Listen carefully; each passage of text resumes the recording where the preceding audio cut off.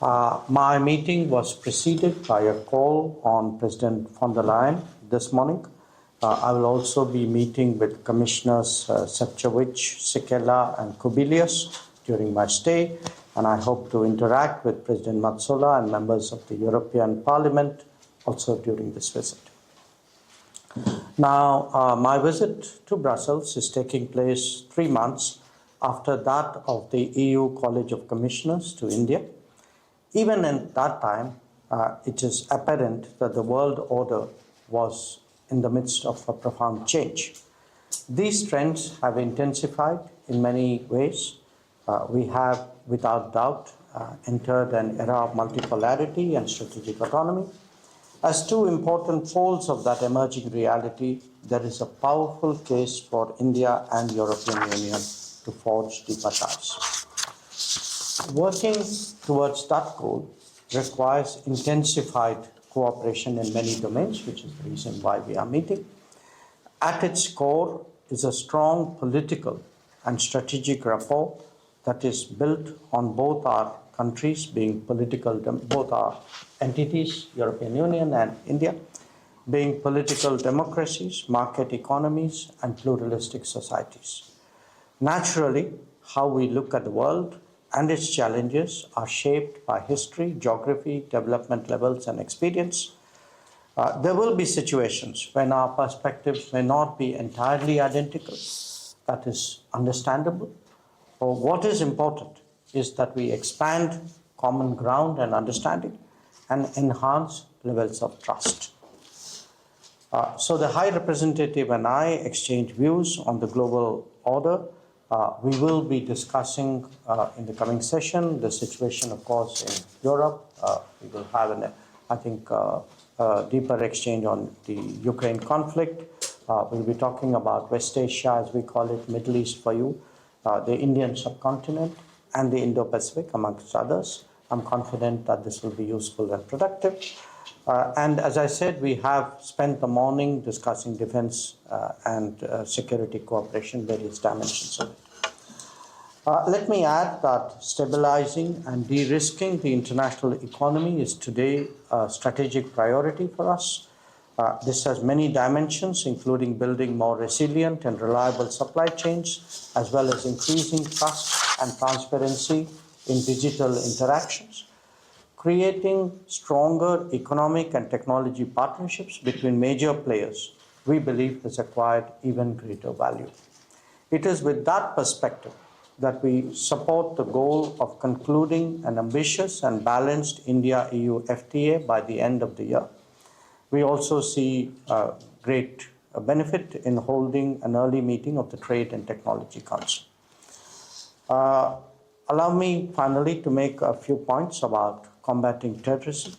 We strongly believe that there must be zero tolerance for terrorism in all its forms and manifestations. In that context, it is also essential that we never yield to nuclear blackmail. This is a shared and interconnected challenge for the global community, and it is imperative that there is strong international cooperation and understanding on the matter.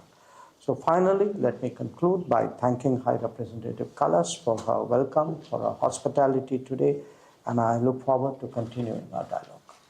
And the second is for the High Representative specifically, are there any details you could share about the proposal for the 18th sanctions package? And will it be a binding package as was discussed a bit earlier? Thank you. Thank you.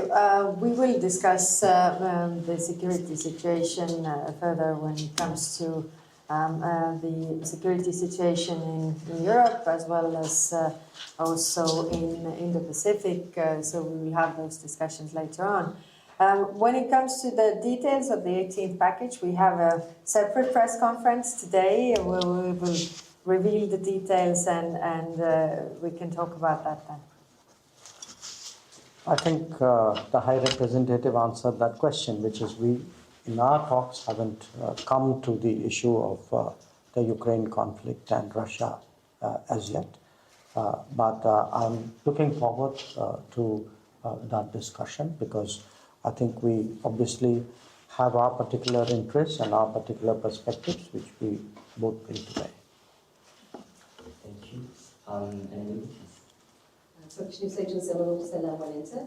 Two questions, if I may. First, about Israel's raid on international humanitarian airship to Gaza. There were 9 EU citizens in it, including one member of parliament, and several countries condemned it, and experts say that it's unlawful to stop it in the international waters. So what is the EU's position about it? And the same question for you, sir.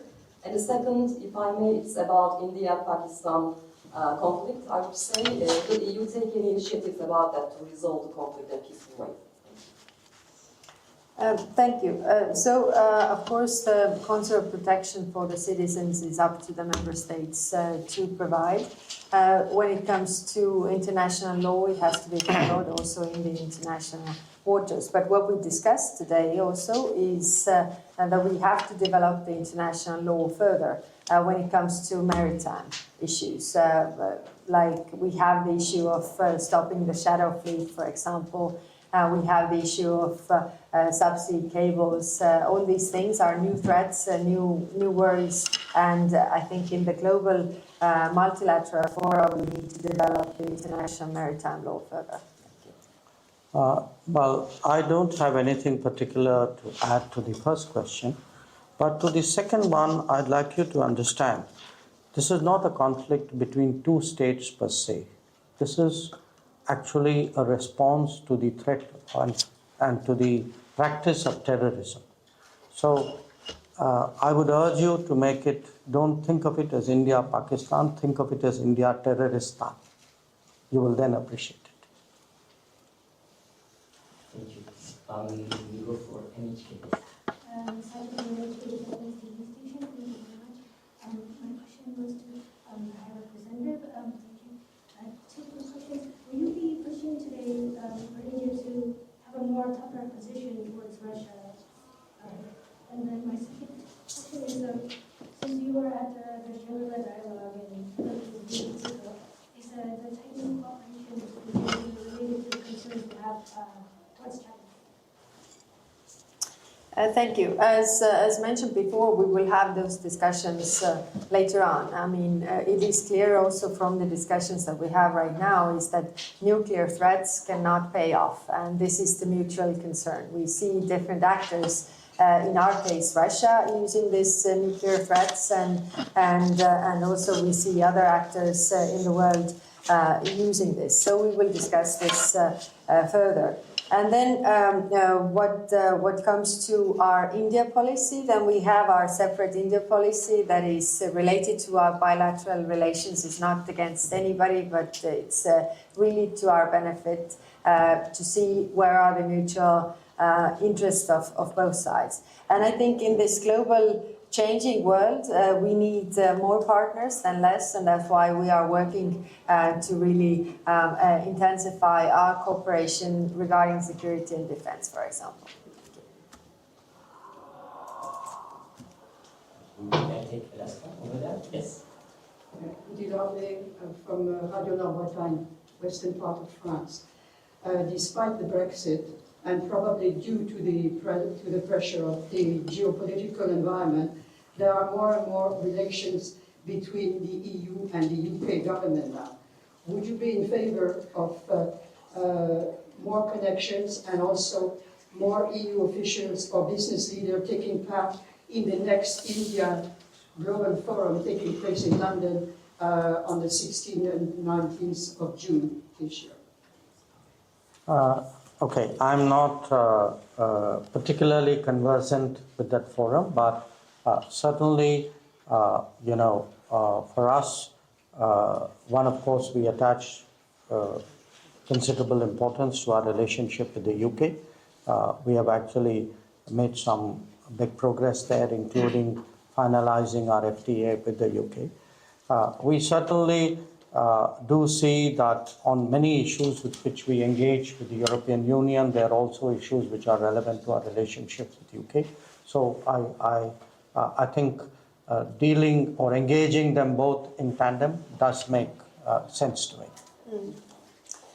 Yes, and for us, we are, of course, we just finished the security and defence partnership that gives us possibilities to cooperate with UK even further. We were also mentioning in our meeting we have several forums and with India regarding different topics, but of course we also have different fora with UK and also looking forward to intensify the cooperation, especially on the security and defence field.